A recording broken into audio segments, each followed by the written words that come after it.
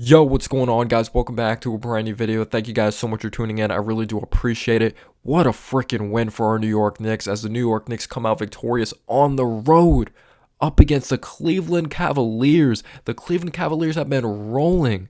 The final score being 130 to 116. The New York Knicks are now 45 and 33 on the season. They are one win away from clinching the NBA playoffs. So we got a little sneak peek of the Knicks taking on the Cavs because obviously they're going to be facing each other in the first round. We got to obviously put this into context though. No Julius Randle in this basketball game, out with the ankle injury, going to be reevaluated in 2 weeks, but we don't know when he's going to be back. We do not know when he's going to be back. And then you take a look at no Jaron Allen for the Cleveland Cavaliers in this basketball game. So that was huge. Jaron Allen's a big-time rim protector, one of the most elite rim protectors in the game.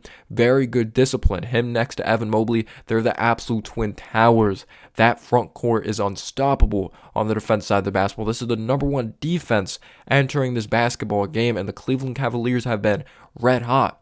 But 130 to 116 was the final score of this game, and it was going to come down to who wants to play defense first, because there was no problem on the offense side of the basketball. And it also was going to come down to who wants to help these contributing factors of the Cleveland Cavaliers and Jalen, like Cleveland just gave it away there, the Cleveland Cavaliers and the New York Knicks, because Jalen Brunson finished his game with 48 points, 4 rebounds, 9 assists.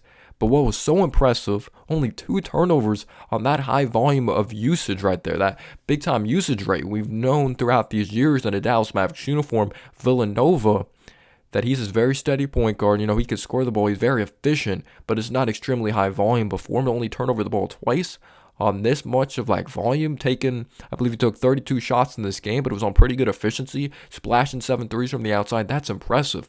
Donovan Mitchell had his 42 points. Haymakers were being thrown back and forth between Donovan Mitchell and Jalen Brunson. Jalen Brunson had 33 points in the first half. Donovan Mitchell was in the mid-20s. And in the first quarter, I'm not expecting this many points to be allowed by our New York Knicks in the first quarter, but we allowed 47 points in the first quarter. That is just absolutely unacceptable. We scored 42 though, so Cavs fans are feeling like, yeah, that's pretty unacceptable as well. It was thanks to Brunson, it was thanks to Mitchell for putting on show, scoring in a bunch of different ways. There's times that I'm like, that's awesome defense there by the Cavs. That's awesome defense there by Quentin Grimes. But he just hit a very difficult shot. Like the elevation Donovan Mitchell gets, the athleticism, him working down the lane. But both these guys were al fuego. These guys were freaking lighting it up. They were freaking amazing scoring the basketball. It was so much fun to watch, and the NBA really missed out not putting this game on national television. But overall, other factors were contributing as well. Obi gets a start. Obi, I thought, played pretty well. He didn't have some crazy pop game, but I didn't think he held his back from winning this game. He did enough. He hits a 3 in that first quarter. You have Quentin Grimes who hits a 3 as well. It was raining threes in the first half of this game. The efficiency from these ball clubs in the first quarter, shooting over 60% from the field, quickly hit a 3 to actually beat the buzzer of that first quarter to cut it down. So shout out to Quick. He just continues to bring us that energy, bring us that spark offensively coming off the bench. You had Darius Garland that came in at 20 points as well. Mobley had a couple buckets in the first quarter. Didn't have a big-time offensive game, though. They needed more from Evan Mobley, in my opinion, offensively. And that's what I thought it was really going to come down to. Who can contribute? Who could take advantage of the opposing team when Donovan Mitchell's on the bench, when Jalen Brunson's on the bench? And it was the New York Knicks consistently throughout this game.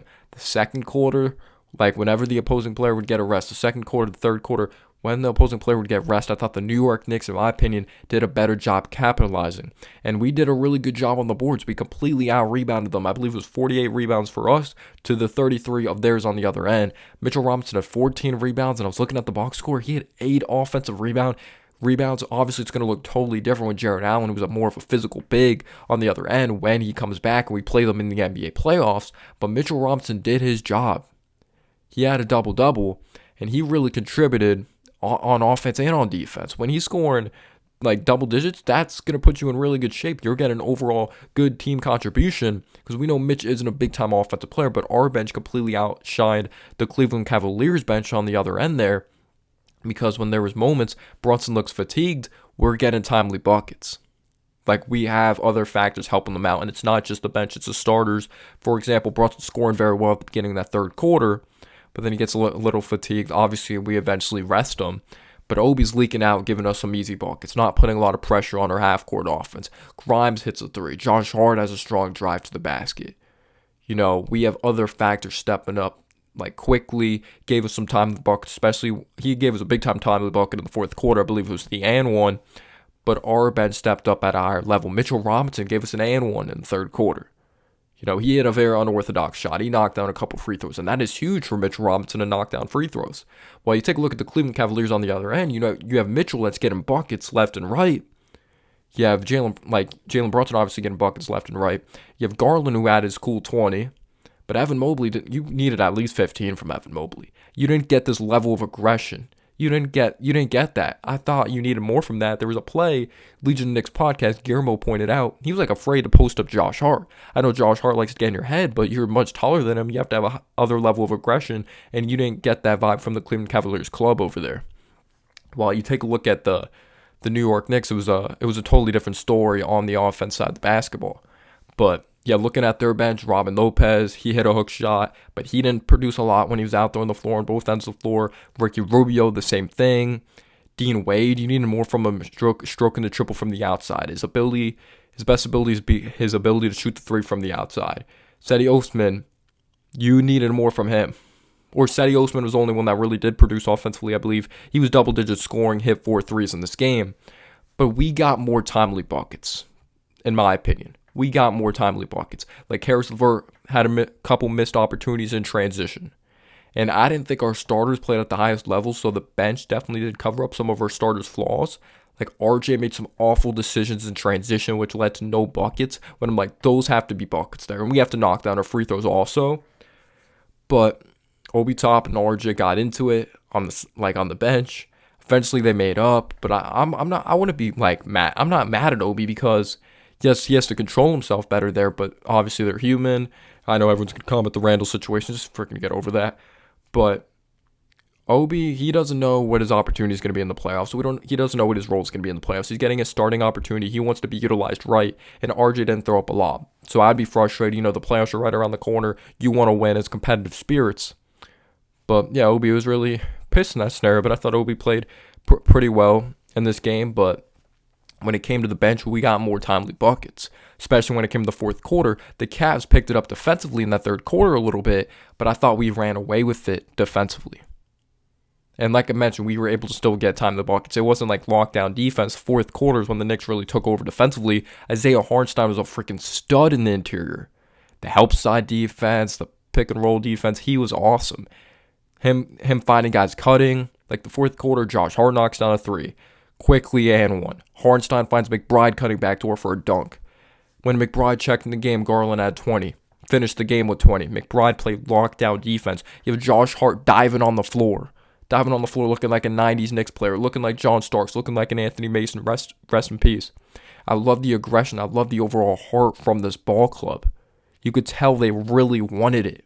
It was just such an awesome performance. Hartenstein just continues to look better every day for the New York Knicks. Every game for the New York Knicks. He plays so hard. His defense looks better, and we're letting him utilize his passing. I remember he hit a hook shot in the fourth quarter, and the Knicks did face some adversity, though, down the stretch. Brunson started to cool off a little. You saw a little fatigue at the beginning of the fourth quarter. Because I remember Brunson had a turnover in the fourth, which was huge. But the biggest thing, in my opinion, when I believe there was 3:30 left, Brunson misses a couple free throws. And they're able to execute off of it. LeVert has his three in transition. We have an empty triple. Offensively, we're up 15 in this moment, during this time. But they're able to cut it down to 7. They found Mobley for this dunk. They cut it down to 7, call a timeout. Brunson just freaking responds like a beast. Responds like a freaking beast right out of the timeout. Crossover, works down the lane, reverse layup. Hartenstein has this fantastic stop defensively. Grimes throws it ahead to Brunson. Brunson sets his man up, step back three. Big time shot. So that run, he ended that run there. And I believe that ended up being he ended up making it a 12-point game. There was 2 minutes or something left, but the Knicks ended up just running away with it defensively. They weren't able to hit timely shots. I remember Grimes hit a three. We just started to pour it on from there. We were getting stops. We were getting buckets. And credit to RJ. RJ did struggle, but it's still a team game, and even though RJ struggled through, you could say, kind of 3 quarters, hit a couple threes, but his angles weren't great defensively at times on Karis LeVert. But RJ got a couple buckets in the fourth quarter to complement the bench as well. Him playing with that second unit. But Brunson is 48 points, 9 assists, 4 rebounds, 7 threes, only 2 turnovers. Like, that's just tremendous without Randall. And I understand they know Jared Allen on the other end, no Isaac Okoro on the other end, but the Cavs needed more team versatility. And McBride, I'm very interested to see what the rotation is going to look like, because he doesn't provide a lot of scoring, but his defense is locked down. He's a damn good on-ball defender. But shout out to Obi for knocking out threes, leaking out. Grimes knocking out his threes. And Donovan Mitchell got buckets on Grimes, but Donovan Mitchell freaking dropped 71 points in the game. It's hard to defend that, man. It really is. But Josh Hart, shout out to him for getting on the floor, really fighting, playing hard on-ball defense on Donovan Mitchell, because we played good defense on Donovan Mitchell. The biggest lead the Cavs had was 7. And obviously, before we poured it on, our biggest lead was 8. And Donovan Mitchell turned it up in the third quarter again. He finished the game with 42 points. He was fantastic, but when it came fourth quarter time, he didn't score at a high level. We kept him in check. And that's the best you could do with a guy that could score at that high of a level. But like I said, they need more aggression from Mobley, in my opinion, offensively. You needed LeVert to capitalize on more trips offensively, because their bench did not step up outside of Garland and Mitchell. And LeVert gave a little bit of offense. There was no overall consistency. Maybe Osman as well, consistently on the offense side of the basketball. The Knicks brought more versatility of offense and defense. Josh Hart drove strong to the basket, got to the free throw line, double-digit scoring, solid defense. McBride, good defense. Hartenstein, fantastic defense, good rebounding. The passing.